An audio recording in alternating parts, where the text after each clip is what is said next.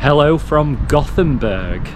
It is a beautiful summer's morning here in Sweden's second biggest city. Let's go and explore.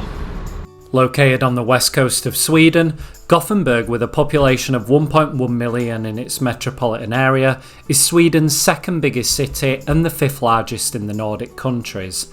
Its west coast location, with access to Skagerrak, the North Sea and the Atlantic Ocean beyond, has led to Gothenburg becoming the largest port in the Nordic countries. Gothenburg has an airport with connections to major European cities and beyond, but this time I arrived into Gothenburg Central Station by train from Stockholm on a beautiful warm summer afternoon. If you want to see the video of me travelling around Sweden by train, bus and boat, hit subscribe because it's coming soon. I know every city doesn't look nice when you arrive by train, and I'll be honest, this industrial view didn't really fill me with enthusiasm. Off the train in Gothenburg. God, I'm knackered. That is one long day. Central Station and nearby Brunnsparken is the hub of Gothenburg, and this city is famous for its trams. There's an extensive network covering all areas of the city and are by far the easiest way to get around. A network of ferries crisscross the harbour and link with the Outer Line archipelago, and as Gothenburg is mostly flat, walking and cycling are great options too.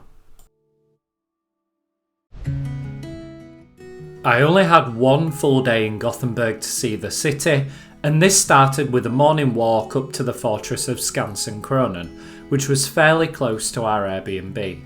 Built between 1687 and 1700, this small fortress was built to protect Gothenburg from the Danish and is a really pleasant walk. So this fortress is built high up on a hill above the city and the views are really good.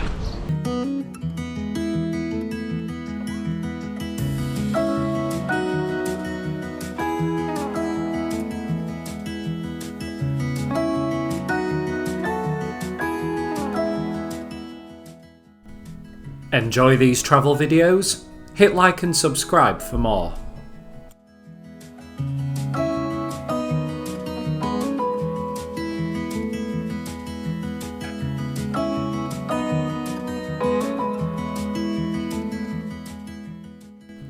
Dropping down from Skansen Kronan, our walk continued into Haga, a real charming neighbourhood famed for its picturesque wooden buildings and old town feel that showcases the very best of Swedish cafe culture.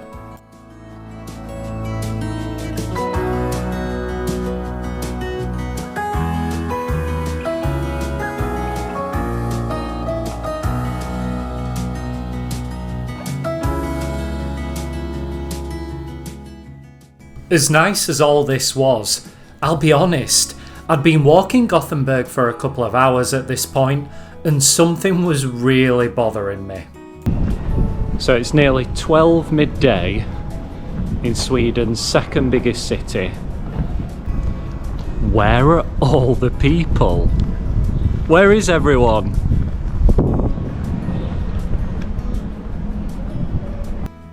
I'm not exaggerating when I say the city was like a ghost town. Most of the shops, bars and pubs were all closed, and there was very few people walking around. I honestly couldn't believe that it was like this on a Friday afternoon. Still though, the city itself was looking lovely in the summer sunshine as I walked down to the waterfront.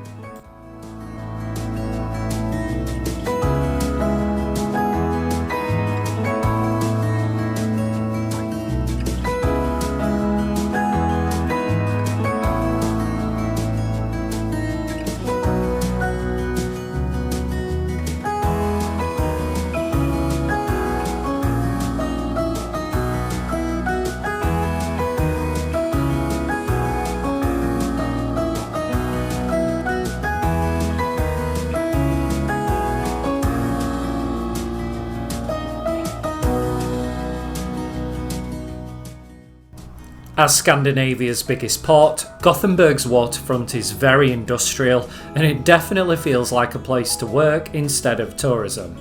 One of the key points of interest on the waterfront is Viking, a four-masted steel bark built in 1906. It's said to be the biggest sailing ship built in Scandinavia. It's just a pity that it's operated as a boatel and you can't get on and have an explore. There wasn't much along the waterfront, to be honest. Some cool warships and little tenders to look at, one of which though had been turned into a little bar.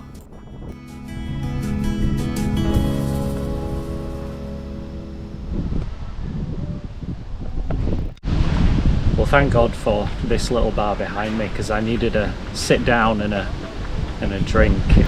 Walked quite a lot this morning, seen pretty much all of the city, and there's not a lot to see. Guessing Gothenburg's more of a livable working city as opposed to a tourist city. That said, hoping this evening, with it being Friday, that the place comes to life a bit.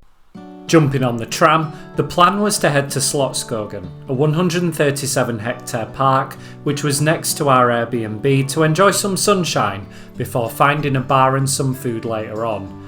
Arriving at the park though, we got a bit of a surprise. So we now know why there is absolutely nobody in Gothenburg city centre, and it's because they're all in the park. Turns out I was actually in Gothenburg for Midsummer's Eve, a huge festival and holiday in Sweden, which explained why the city centre was so dead. I knew Midsummer was a big event here, but I had no idea it was on this scale. The glorious weather had brought everyone out to the park and there was such a great atmosphere. I felt bad for having complained all day about how quiet and lacking in atmosphere the city was. Now I felt really lucky for getting to truly immerse myself in Swedish culture. I just wish I'd known earlier this was where everyone was going to be, because the really funny thing is, this park is next door to our Airbnb. You can't make it up. Like, we've walked all around Gothenburg city centre today and it's been like a ghost town. And then just steps away from where we're staying, it's like a carnival. Sounds about right, doesn't it?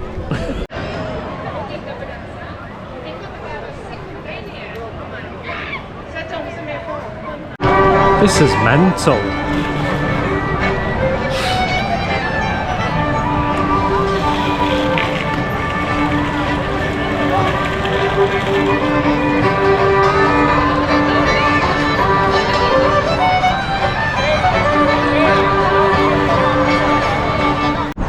Well, at least I can sleep easy tonight, knowing that all of Gothenburg's residents are in the park next to our Airbnb, and a zombie apocalypse hasn't wiped them out.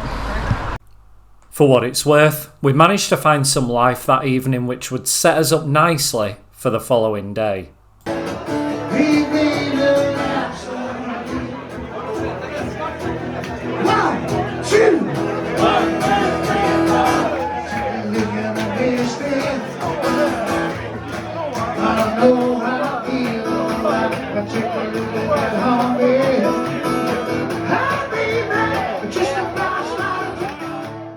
It's a beautiful summer's morning, but today's a little bit different. We're actually going to go see Bruce Springsteen and the E Street Band at the Ullevi Stadium.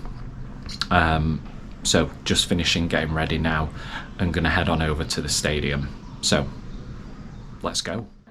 Life had returned to Gothenburg. The streets, cafes and restaurants were full of people, and it was great to see some atmosphere in the city as we called at a couple of bars on the way down to the stadium. All we had to do was follow the music.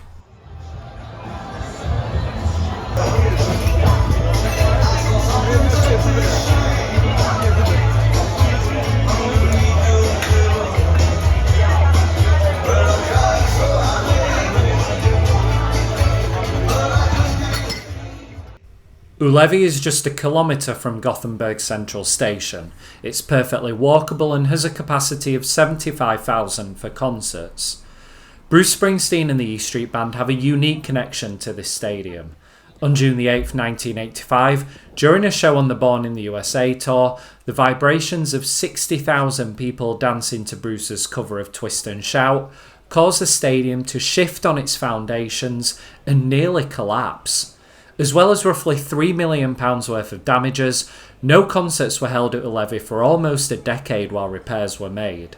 As the midsummer sun set behind the stadium filled and the band took to the stage for the next 3 hours and 15 minutes.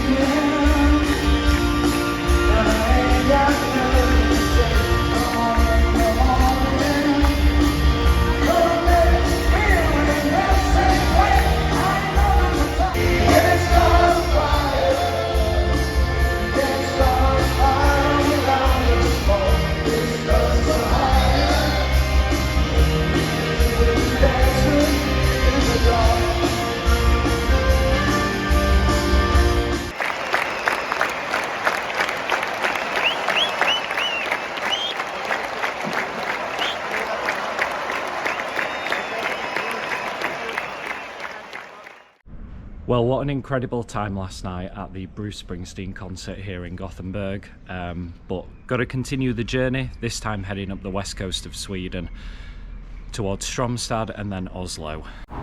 Although I was unsure at first, I really enjoyed my time in Gothenburg. It was great to explore the city and make a trip out of it with the concert. I'd like to visit again one day, but maybe not during Midsummer, so that I can experience the city properly. Thanks for watching, hit subscribe and I'll see you further on up the road in Stromstad.